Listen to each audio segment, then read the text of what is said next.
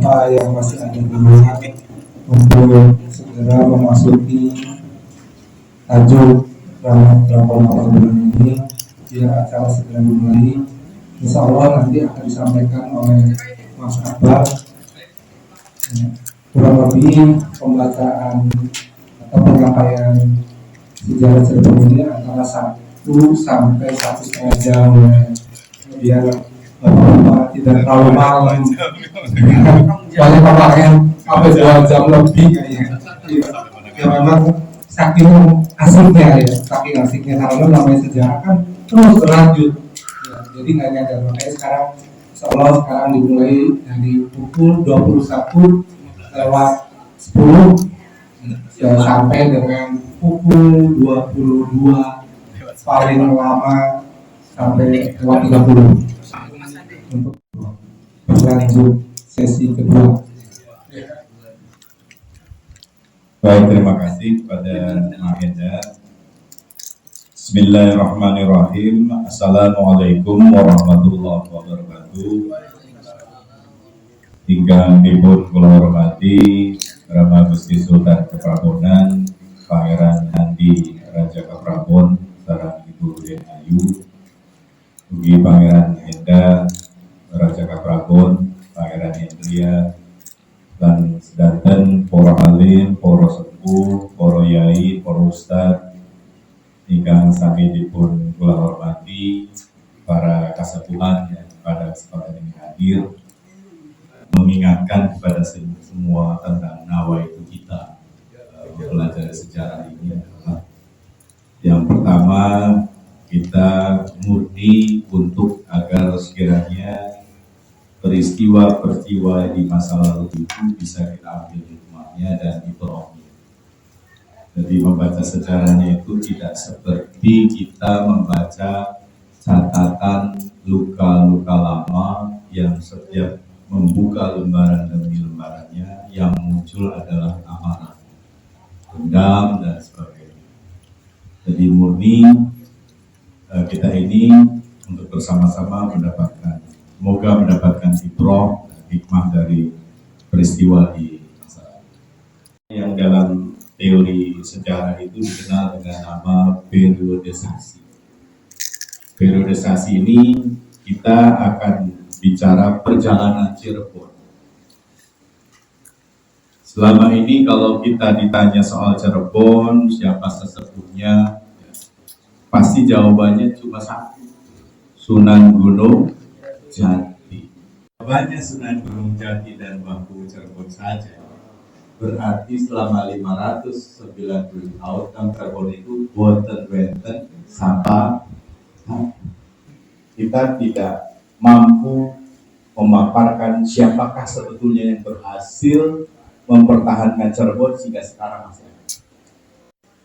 Nah, periodisasi sejarah di Cirebon ini terbagi dalam beberapa fase. Yang pertama, apa yang disebut dengan Pakuwon. Pakuwon atau Pakuwan. Ini pra-Cirebon. Kenapa Pakuwon?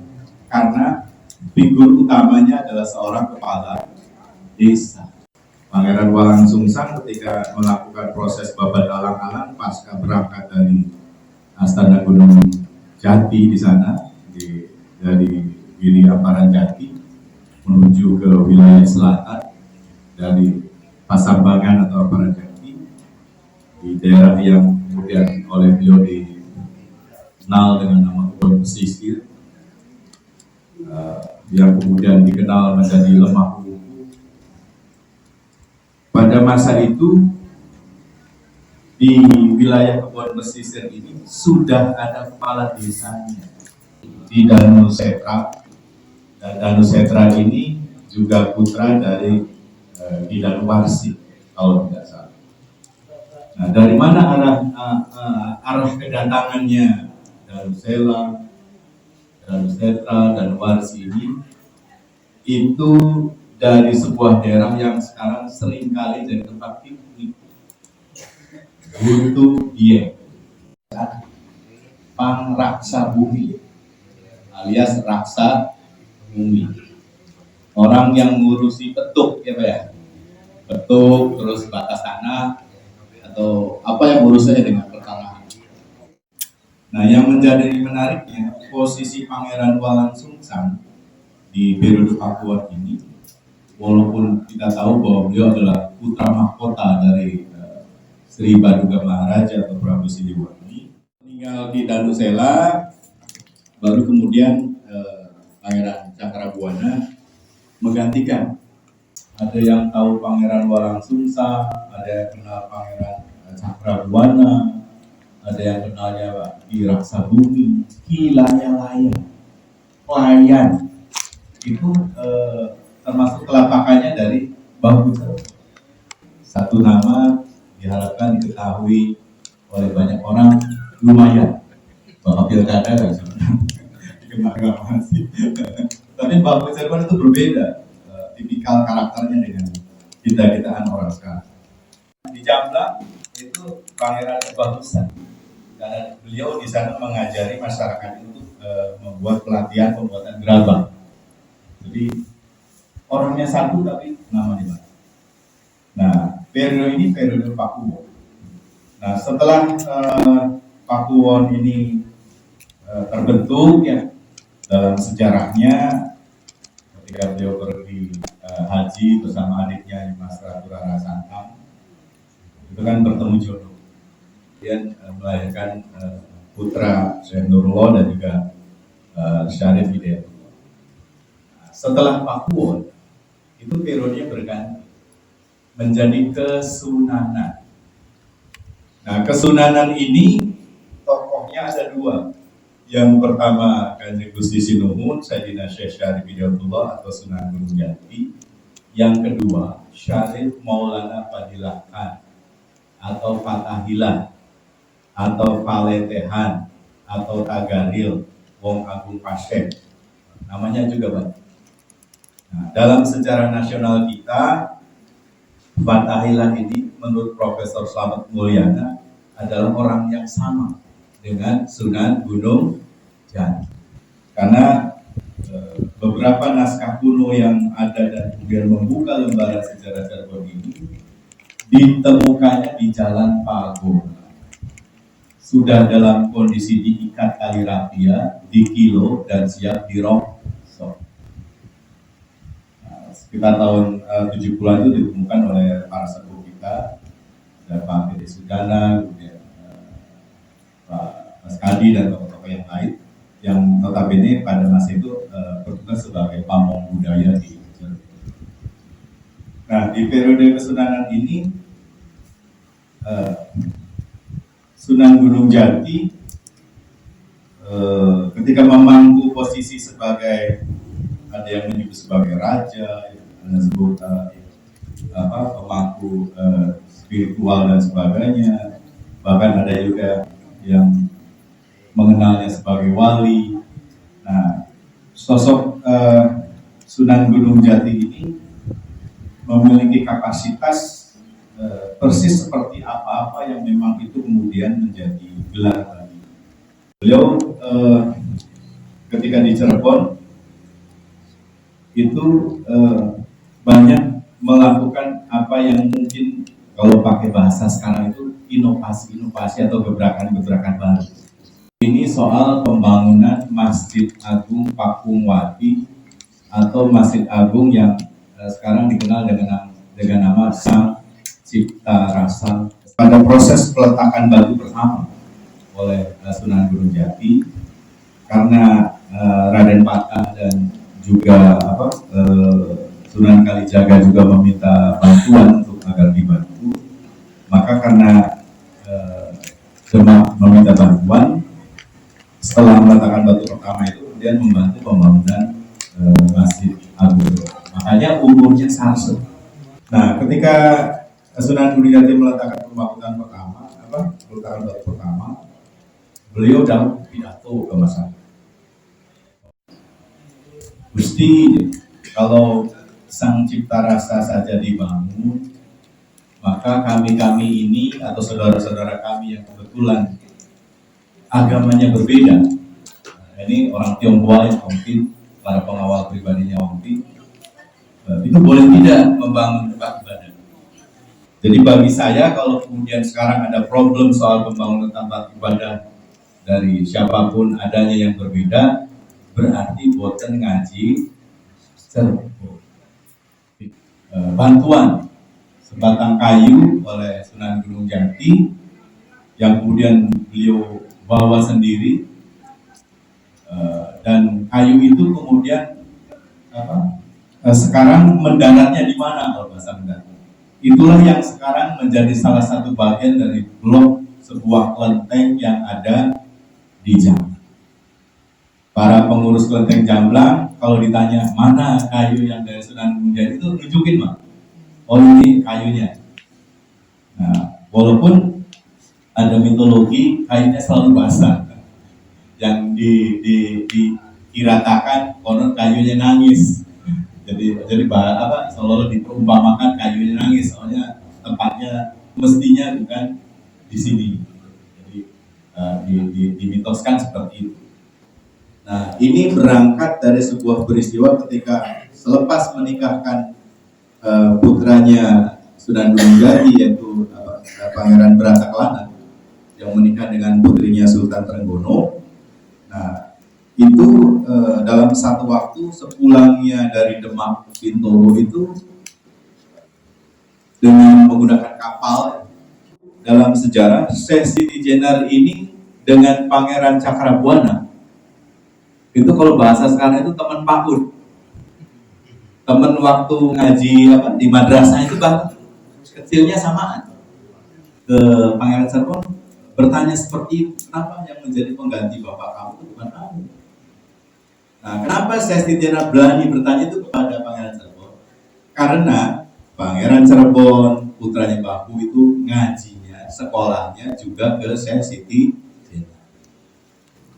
Karena nggak ada orang yang mau bersedia diberi nama Pangeran Kuburan, itu kan saya kira nggak ada. Ya, Pasarian itu kuburan. Ya, nah, Pangeran Mas Arif itu oleh Syekh Siti Jenar diberi gelar itu. Teori-teori yang pernah katanya ada yang menyebut mati sejeroning urip itu, sosok Pangeran Pasaran itu sudah tidak berpikir dunia lagi. Bahkan endingnya beliau wafat gugur Jogja Solo itu sangat menghormati Cirebon. Karena apa? Dari mulai Pangeran Pasaran itu membantu konflik besar. Kemudian yang kedua misalnya Panembahan Ratu. Nah, itu yang menobatkan Mas Rangsang atau Sultan Agung Anyokromo dengan suara yang sangat keras, melengking keras. Nah, sampai-sampai racun beruang mandi yang ada di Mongol itu meledak, tapi efek ledakannya itu akhirnya menerpa juga ke tubuh Imas Pakuwati. Dalam kondisi terseok-seok ya. Sampai kemudian tepat di bawah gedung Masjid Agung Sang Cipta Rasa ini, Dimas Pakuwati akhirnya gugur, meninggal. Tetapi yang menjadi menarik pada proses meninggalnya Dimas Pakuwati ini adalah beliau akhirnya meninggal persis laksana burung yang terbang dengan sangkar. Nanti bisa dibayangkan orang dari kita dari Cirebon dari sini bisa membantu Mekah, subjeknya apa? Kayaknya bisa membantu. Ini versi baru, Pak. Ditemukan data bahwa di riwayat masa lalu Cirebon ini ada kabar pernah membantu pembangunan Mekah dan Madinah. Itu saja para bapak dan para ibu sekalian mawon dan keluarga terhormati Gusti Sultan Kubrawana secara keluarga. Nyuwun agung pangapunten bilih kata Pak Sami kata sawana mugi-mugi tapi apa yang tadi dikabarkan disampaikan. Kalau ada yang salah dan perlu yang ada diklarifikasi maka disilakan. Artinya itulah perjalanan sejarah yang memang dialami oleh kita semua di Cirebon sampai kemudian lahirnya sebuah keraton yang oleh kita sekarang disebut dengan Keraton Kubrawana. Rekap semonten, nyuwun agung pangapunten, walul muwaffiq ila aqwamit thoriq. Assalamualaikum warahmatullahi wabarakatuh. Waalaikumsalam. yang belum pernah sini, ya ini lah kira-kira kegiatan kami setiap malam Jumat Kliwon. Jadi kita mengadakan kawasan Kliwonan. Tapi kalau Kliwonan sih memang ada tumpeng ya. Tapi kalau nggak Kliwonan, kue-kue biasa aja, ya biasa aja. Jadi ini ada tumpeng, nanti kita sama-sama makan bersama ya. Baik ibu sekalian, mudah-mudahan mencukupi semuanya. Jadi itu aja ya, informasi yang ingin saya sampaikan. Sementara nanti saat setelah kita sama-sama makan tumpeng, baru nanti penyampaian tentang pengenalan sejarah Cirebon yang kantor ya. Tapi waktu lagi lelengan tidur-tiduran siang tuh. Nah ini wabillahi taufiq wal hidayah. Assalamualaikum warahmatullahi wabarakatuh. Bismillahirrahmanirrahim. Al-Fatihah. Bismillahirrahmanirrahim. Alhamdulillahi rabbil alamin arrahmanir rahim maliki yaumiddin. Iyyaka na'budu wa iyyaka nasta'in ihdinas siratal mustaqim. Siratal ladzina an'amta 'alaihim ghairil maghdubi 'alaihim waladdallin. Berhadap kami Allah, ya Allah lancarkanlah kami supaya yang sholat. Ya Allah mudahkan segala urusan kami, mudahkan rezeki kami, lancarkan rezeki kami. Ya Allah, ya Rabb, Allah kami mohon kami keluarganya ada yang sakit, ya Allah angkat penyakitnya, sembuhkan penyakit, ya Allah. Tapi mazida ya Rabbana innahum lima la yanbaghi li jalali wajhika wa 'azim alik. Allahumma shalli wa sallim ala Muhammad. Allahumma shalli ala Muhammad al-Fatih lima ughliqa wal khatim lima sabaqna fil haqqi bil haqq wal hadina siratal mustaqim wa ala alihi wa sahbihi wa sallam. Allahumma ij'al wa awsil taqabbal Adim wa qawli la ilaha illallah wa ma sabahna wa ma habibna wa salam hadiyatan wasilatan wa rahmatan nazilatan wa barakatan syamilatan ila hadrati sayyidina Muhammad sallallahu alaihi wasallam ila al-baqi anbiya'i wa mursalin. Allahumma ighfir lahu warhamhu wa a'idhu min adzabil qabr wa adzabil nar wa tabil imanana wa aqsim a'malana wa wasi' arzaqana ila khair wa fitnah wa an syarifan waqti fawaid wa Allah lana wa rahmatika ya arhamar rahimin. Nama Gusti amalkan pada keberapun bil pakaran arrokan pada keberapun ya Allah Habibudin keberapun wa ilhi khusyun ammatikal fakar ummi ubi surat binti wa Sulaimi wa ilhi sayyidina wa buat mama dulu, buat mama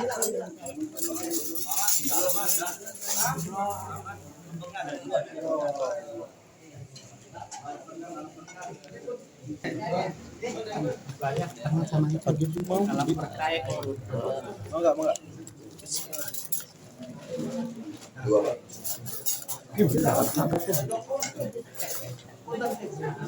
Pak Haji